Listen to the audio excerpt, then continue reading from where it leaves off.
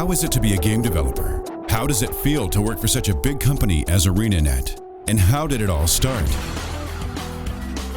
Meet Daniel Dociu, Martin Kerstein, Isaiah Cartwright, and Ree Soesbee as we sit down with them at Paris Games Week and take the chance to ask them these and other questions about their job. I started working in role-playing games and trading card games, Legend of the Five Rings, and other pretty significant role-playing games, pen and paper games, and doing stories and novels for science fiction and fantasy fiction. And I was picked up as a writer for ArenaNet because they had played some of the games that I had designed.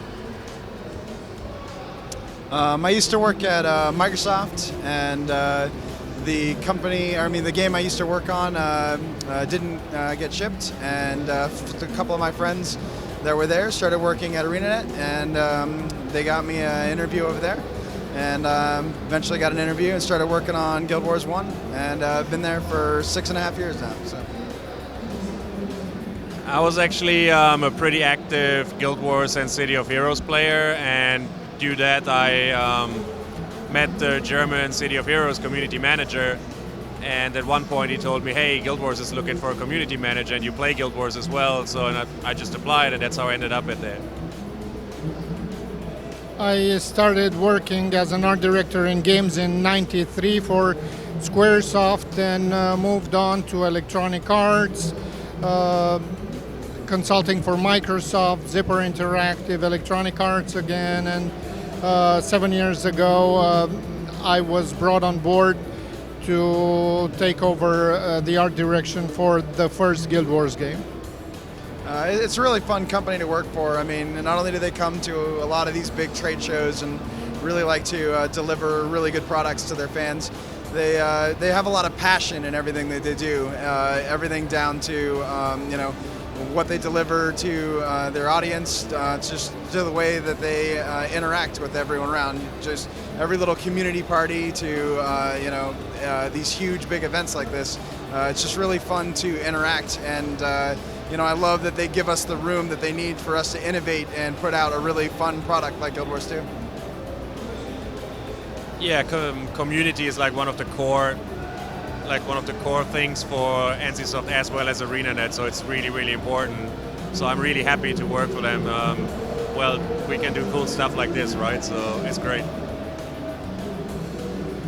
I'm really happy that NCSoft allows ArenaNet to maintain its own identity as a development group and to preserve its core values that have established it as top shelf developers for online games. So I really I can speak for all developers at Arena. We appreciate the degree of autonomy that we have and creative freedom. The original Guild Wars is a very beloved project. It has a lot of fans, it has a lot of players, it has gone across the world and across cultures, and it has people now, as we've announced Guild Wars 2, have gone back to playing it, both for the lore and for the gameplay. And being able to listen to them, to play the game, and then bring that feedback into our game, bring that lore back into our game, is a really interesting thing to be able to do, because we're not just recreating the world in the way that a movie part 2 would do. We've moved the world 250 years forward in the future, so we've gotten to imagine innovation. We've got to imagine how the races have changed in this incurring year and go into a lot of significant detail on the cultural changes and the societal changes as they've progressed, and that is a tremendous amount of fun. I think it's a really exciting project. It's one of the first projects for me that I've ever been on from the very beginning of the project all the way through. I usually have been on projects that have already been started, or right towards the end, or have already been out the door, and I'm coming in to support the project. But Guild Wars 2 is the very first project that I've been on from the very, very, very beginning, before it was even concepted, and everyone's like, hey, we should maybe make another one. And so Guild Wars 2 was the very first game that I've ever been from the very, very birth of the game, and continuing to work on it. And so it's kind of, even though I've been in the industry almost 11 years now, it's my very first project from beginning all the way to end, and so I'm pretty excited about it. it's an amazing project to work on. For me, it's like I've been with Guild Wars since 2006, and I've been through all the ups and downs with the community. I've met a lot of amazing players, and now it's this exciting thing of creating a new community out of new people who never touched Guild Wars, of old school Guild Wars 1 players, and form a community for Guild Wars 2. And it's a very exciting.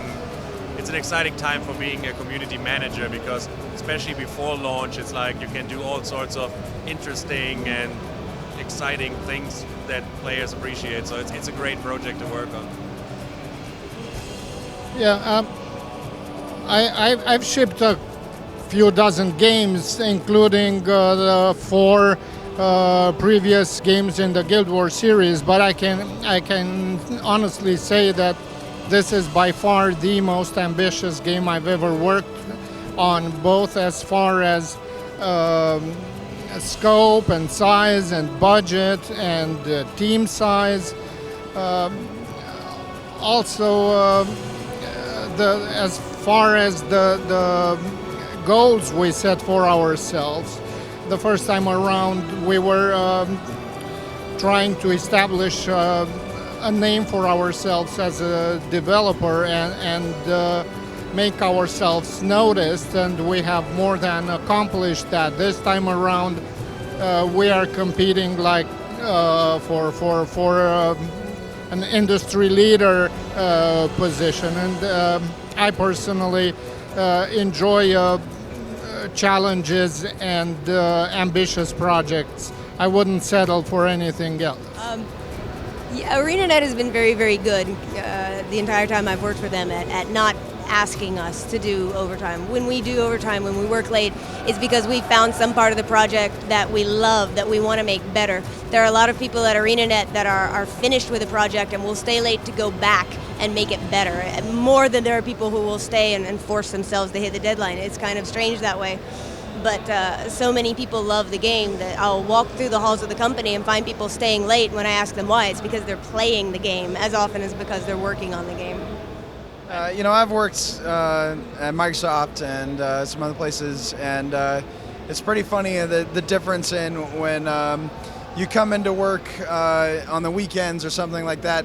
The mindset's usually you tell everyone to go home, right? It's like, what are you doing here? Go home. Where other places, a lot of the mindset is you'll see someone in and you'll be like, oh man, I better be in work too because they're working, and it's like we need to get more done, and there's always this pressure. But we really try to plan ahead, and we really try to not make this huge long crunch time there. And it's really important that there's a lot of families at ArenaNet and a lot of people there that can't work endless hours because of bad planning, and so we really try to take that into account. And I think it's very successful for us. We put out a lot of amazing content in the game without having to work thousands and thousands and thousands of overtime hours, and I really hope that we continue to maintain that. Well, as a community manager, you're never really off the job anyway, so nothing really changed. I mean, my part of the job starts when we get way closer to launch and after launch. So while those guys actually make the code and make the proper game, I'm preparing for the long hours that will come afterwards. So when they get to sleep, when they get like their well-deserved rest, that's when my job begins then. Well, it's really fun to be in a position where you are surrounded by a tremendous group of talented people who are extremely passionate and dedicated, and also very competitive, and push each other in a very healthy way constantly. So as an artist, it is an extremely favorable environment to work in, and it's like nothing else I've experienced in the industry, honestly. One of the philosophies that we have is we like to, not direct any one particular competitor.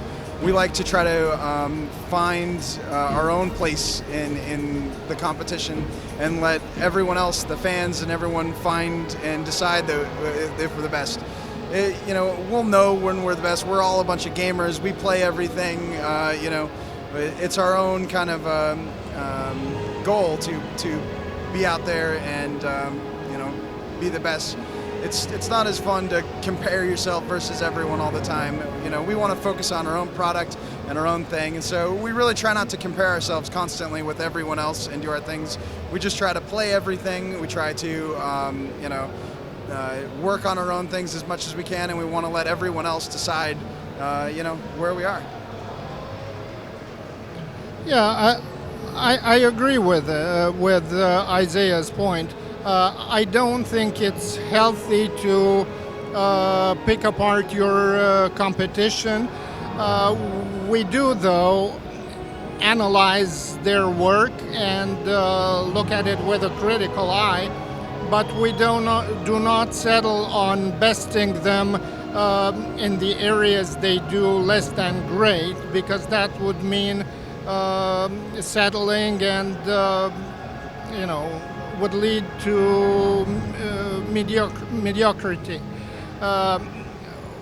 We'll look at what they do best and try to surpass that. So as a philosophy, development philosophy, we try to really set our aim as high as possible and make the absolute best game we can and follow our instincts and our judgment in the process, rather than being constantly consumed by the fear of how we would compare in every aspect of the game to our competition. We don't like to just be locked on one group or one game. We really like to look for every game that we can come up with and find what every game does the best and say, how did that one thing do the best so that we can do that one better, and really try to collect every game that does something the best and see what we can learn from everything. I think if you work in the games industry, you will always run into situations. Yeah, there is a lot of stress, and yes, the things are not going the way you envisioned them, but I don't know, maybe it's because I'm getting older. It's just like you just learn to deal with it. It's like the worst thing you can do is like, when things are not going the way you want them, the worst thing is like to panic, right? The best thing is to just stay calm and say like, okay, this is not working how I thought it would be, so let's figure out why, and then just keep working. So that actually helps with not feeling totally stressed out. The worst you can do is just panic. It's just like, stay calm, stay focused, and just figure out why it didn't work the way you wanted it to. So I know that although the question is about stress, the other side of that is inspiration. And that one of the things I do when there's something that isn't working, or when we've had a really brilliant piece of concept art or story that technology doesn't let us do, is I'll go to the forums, or I'll go to some of the Guild Wars sites, and I'll read the things that people love the most, and I'll try to draw inspiration from their love of the game and from the pieces that they are most fond of in the game. And if I have to start over, I want to start from that point, and that kind of alleviates for me the fact that I'm frustrated I can't do this, because maybe I can find a way to do something better. I PvP and kill other players. That's what I do. I remember the first job in the industry that I got was one of the requirements in their ad was a thick skin, and I didn't quite understand why they meant by that, but by now I sure do. So over time you develop a thick skin, and I don't mean that in a sense of being insensitive to other people's needs or perspective, but rather to learn not to take things personally. It's a job that or a task or a challenge that we're all tackling collectively as a team, and it's not personal competition for anybody. So over time you learn to dissociate your own emotions and frustrations from the things that are right for the game, and just move on and live with it. So I think up until we really released it to everyone, there was this build up, this sense of like, well, we think this is really good, but how does there wasn't any proof of how amazing it was. And once we released it to everyone, and once we started getting all the reactions, and everyone just started exploding, there was this huge kind of release of, oh wow, it is good, and it even got more reaction than I think any of us ever really expected. We knew we felt it was good, but the everybody's extreme happy response with it was this, kind of us realizing how critical we are of ourselves all the time, us realizing, how much of perfectionists of everything that we do, and realizing, all of these little arguments that we have about every little detail. It's like, oh, okay, maybe, this little part is, and, I could see the enthusiasm of the entire company coming back, and everyone's like this reinvigoration of like, everyone was so much more willing to do everything again, because that kind of wear all on the whole company came back because they were so excited seeing everyone coming in. And so I think it was really important for us to finally get that confirmation from everyone that what we were doing was really good, and not just from ourselves being worried. And so I think the development's going really good.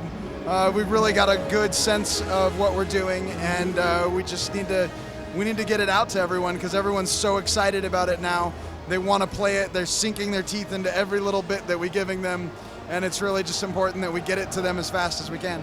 I mean, we're definitely always pushing those bounds. A very powerful quest system. I mean, when we initially released with Guild Wars 1, we did not have a ton of a super powerful quest system or anything like that. We ended up kind of trying to tell a story through the missions and things like that. We didn't. The freedom of movement was a lot less. The balance of the game we had to work on a lot, and those things. So we've worked a lot. It's hard for me to even kind of remember a lot of what we've done back then, because it's just we've done so many different things. It's the persistent world. The fact that this time around it's a true 3D engine, as opposed to the first time around where it was kind of 2.5D engine. It could not read elevation along the vertical axis, so that limited us a great deal in terms of layout of the levels. We couldn't have multi-layered buildings, or multi-storied buildings, or multi-layered dungeons. Or so this time around we can do that, and it is conducive to a much more complex gameplay. Yeah, there's a whole grip of small things too, like ground targeting and moving while casting, and a lot of other stuff like that. But it's hard to think of what bigger, huge things other than the ones we've mentioned. But I mean, there's probably loads of them. One of the cheats that we've been able to do is when we first brought out Guild Wars, we only knew about Tyria. And then we've had factions, and we've had Nightfall, and we've had Eye of the North, and we've been making the world bigger and bigger. And with each piece of the world we've added, we've thought to ourselves, well, how does that feed back into the original world and how the world was made in myth and in lore? And now that we're starting Guild Wars 2, we already have all of that. And it makes it much easier for us to expand it. I'm going to have to say female Char. The story behind the female Char and how the females were originally part of the Warrior Society, and then when the Flame Legion took over, they were sort of repressed, and then that was through the Prophecies era, and then they have this battle where they come back out, and the models that we've picked to represent them, and that they look still very fierce but very feminine. They don't look overly cartoony. They look like a warrior race. They look like a proud female of that race. I love to play them. I love to watch them run. I love to watch them move. I love to watch them fight. So I would have to say that's among my favorite things. Mine's the Elementalist. It is something that I've created, but it's kind of my favorite. It's very complicated and intricate, and that's one of the things I really enjoy about a system. Every time I play it, I really just want to play it more and more and more. It's really fun for me. So. I think I go with Ree. I always loved the Char in Guild Wars 1, and I'm actually really happy that I can play one. Especially, I used to play warriors. I like frontline characters, and a Char warrior wielding 2 axes and just jumping in the middle of his enemies. That's just plain awesomeness. So I go with Chars, so that I can play them. For me, the most exciting things are always the ones that are around the corner, things that we are barely starting to implement or are in in mid production with. It's getting to be the most satisfying part of the development cycle when things are really coming together and kind of we got to the point where we have the snowball effect. For longest time in the early stages, it felt like it was snowing heavily. There wasn't enough snow to build a snowball. Now it's finally starting to roll downhill and gaining momentum, and it's extremely satisfying. I mean, every day, running around the production area, you see new things happening and materializing, and it's always these new areas and aspects that are offer that surprise factor. So I feel like a kid in a candy store every day. Nice try, by the way. So assuming that we tell you now that when we will ship, right? So taking that out of the equation, what do I really, really want to do? That's a tough one. I don't know. I have all sorts of crazy ideas that I would like to do, like community-wise. If anybody gives me like a couple of millions and I can do them, then I want to buy a truck that is Guild Wars 2 branded and drive all over Europe and bring the game to people's doorsteps. That's one of the things I would like to do. Yeah, I don't think I can say what I'd like to do. I mean, there are games I'd like to revisit, but there are so many new games coming out in the future, console games, Wii games, PC games, and so forth. And I tend to pick up just about everything and try it. And there are a lot of games that I'll think this is going to be good, and then I don't enjoy it as much. And there are games that I didn't think I'd like that I absolutely fall in love with and play for hours. I would say maybe anything in the Lego line. I have absolutely enjoyed the Lego Han Solo, the Lego Star Wars, all of those. So when they come out, I know I'm going to buy them. So. Probably something to do with PvP in some regards somewhere. So, no idea. For me, anything that's new is exciting as long as it's really, really ambitious. I'm not getting any younger and I don't have time to waste, so I want to make the most out of the years that I have left in the industry. So it has to be huge, hugely ambitious, and not take any prisoners. So what you do depends a little bit on the development cycle of the game. If it's like pre-release, if it's release, if it's post-release. So in general, I'm the link between the community, the players, and the developers. So I try to figure out if there's issues like taking feedback, suggestions, complaints, try to figure out what are real ones or what are people just like complaining because it's the internet and people just like to argue for the sake of arguing. Then take it back to the developers and say, hey guys, were you aware of this? And hey, did people think about this? Then bring the answer back to the players. We write stuff for the blog, for the website. We organize. I don't know if you followed like the War in Krita, Guild Wars Beyond thing. So We started out with just a poster which had a tiny barcode on it that people had to use their mobile phones to scan that looked into a website, which then opened up a week later another thing. So we organized stuff like this. We actually do all sorts of different things, go to conventions. So it's actually a very good job because you never do just the same thing all the time. So it's a very appealing job. It's kind of interesting. I mean, after players first played it, of course we take the feedback and see what they liked, what they didn't like, where they had problems understanding things. So because we want to make a game that everybody has fun to play and that is like easy accessible but still has a lot of depth to it. So sometimes I don't mention any details. Sometimes it's just funny that we talk about an idea and then I turn around and go on the boards and I read the exact thing that we were just discussing on the boards because somebody had the same idea. So it's kind of funny. It's not like direct taking the stuff from the players and say like, user XYZ had an awesome idea, let's put this in the game, because that most of the time somebody at ArenaNet had already had the same idea, but it's very funny to see this, like sometimes players have the exact same ideas for things that we come up with as well. The community is extremely important to us as a developer, yet equally important is for us staying true to our own vision.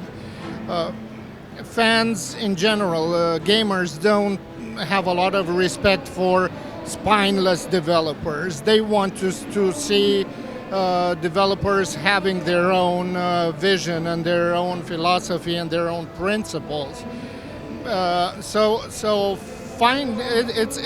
a balancing act between trying to listen and please your target audience, but also developing a game that you believe in and that you are passionate about, because otherwise you wouldn't be able to go for 4, 5, 6 years working on something that you really don't buy into and don't respect. So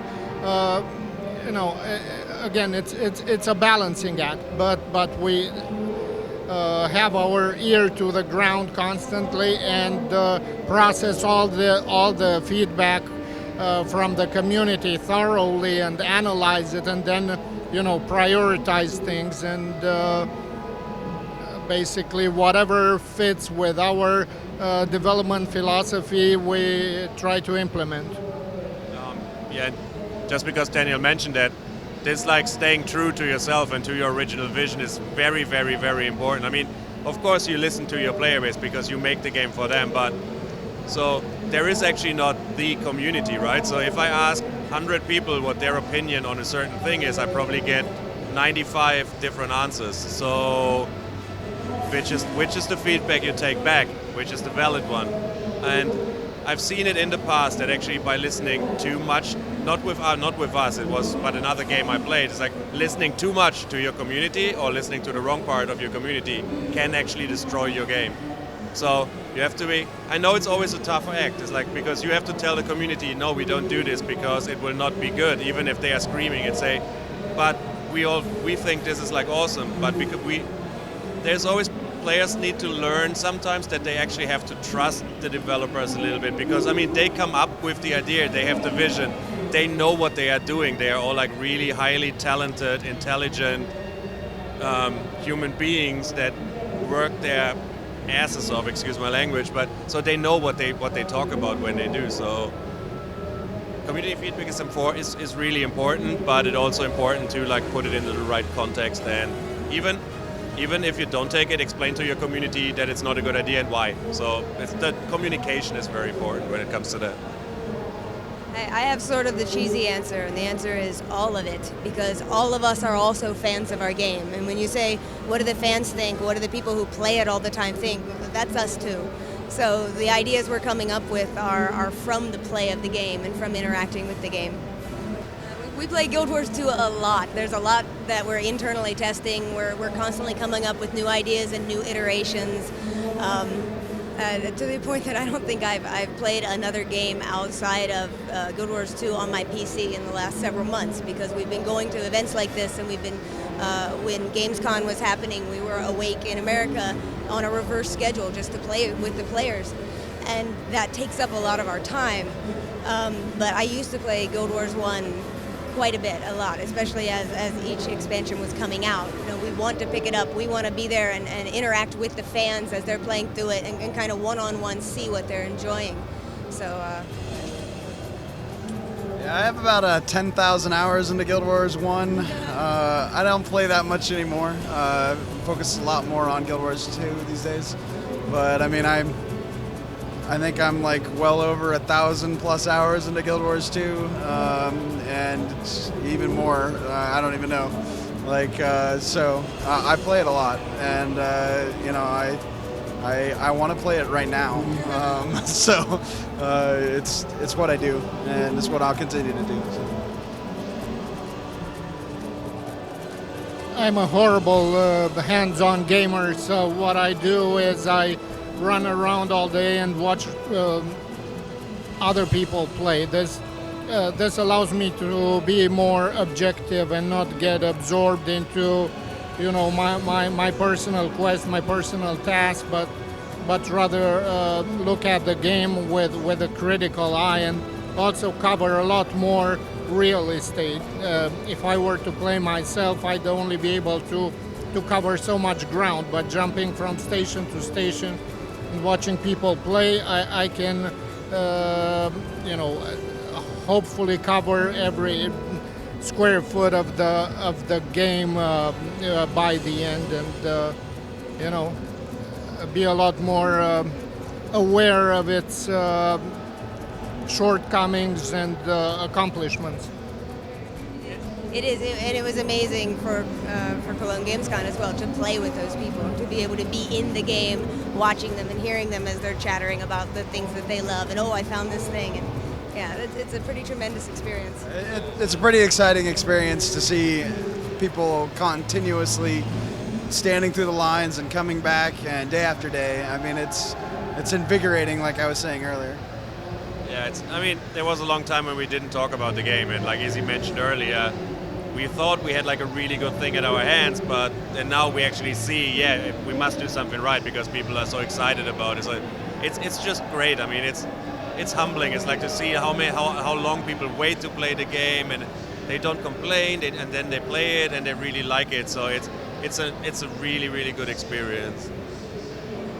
It is very energizing. It's where we draw our energy from, and after a show like this, you know, all you want is to get back home and get back to work and you know, move mountains. I mean, the amount of energy that's out there on the show floor and enthusiasm is really motivating for us.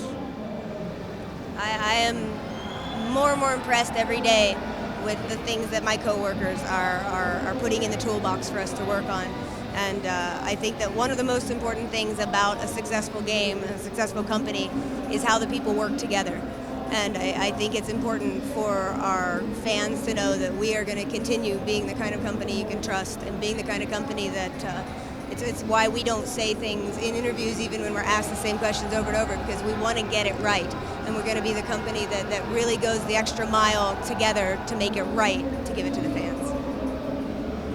I know everyone's waiting for PvP, and I can't wait to kill them and PvP with everybody else. So. Yeah, it's been a hell of a ride with the community so far in Guild Wars 1, and I can't just... It has just been awesome. We had our ups and downs, and now I just like can't wait to continue it like on with Guild Wars 2. You guys rock. Again, I'd like one more time to thank all our fans out there for being so patient and putting up with us. We are not slacking. We are working very hard, and intensely towards making this game the absolute best game we can make, and I can promise that their wait will be worthwhile.